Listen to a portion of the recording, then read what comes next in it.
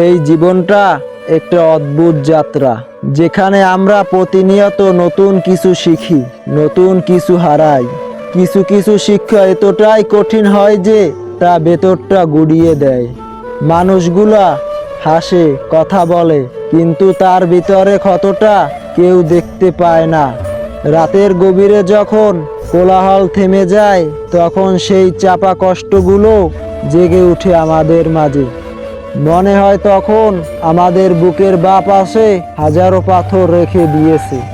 কিছু কিছু মানুষ আমাদের জীবন থেকে এমনভাবে চলে যায় যেন তারা কোনোদিন ছিল না, কিন্তু তাদের রেখে যাওয়া শূন্যতা এতটাই প্রকট হয় যে মনে হয় যেন বুকের একটা অংশ ছিঁড়ে গিয়েছে, আর সেই রক্তক্ষরণটা আর কখনোই থামে না। ভালোবাসা যখন জীবনের সবথেকে সুন্দর অনুভূতি থেকেও সবচেয়ে বড় অভিশাপে পরিণত হয়, তখন তার চেয়ে করুণ আর কিছুই নেই। আমি হয়তো এমন কাউকে ভালোবাসছিলাম যে ভালোবাসার যোগ্য ছিল না, অথবা হয়তো আমাদের ভালোবাসাটাকেই নিয়তি মেনে নেয়নি। সেই অসমাপ্ত গল্পের প্রতিটি অক্ষর বিষাদের রক্তে রাঙানো। আমার প্রতিটি নিঃশ্বাসে শুধু তারই স্মৃতি, তারই স্পর্শের অভাব, তারই কণ্ঠের শূন্যতা। আমি বারবার নিজেকে প্রশ্ন করি, কেন এমন হলো, কেন এমন হলো, কি ভুল ছিল আমার? কিন্তু কোনো উত্তর মেলে না। শুধু বুকের ভিতর জমা হয় হাজারো বছরের পুরানো এক অব্যক্ত কান্না। সেই কান্না এত ভারী যে তা শ্বাসরোধ করে দেয়, অথচ চোখ দিয়ে এক ফোঁটাও জল গড়ায় না।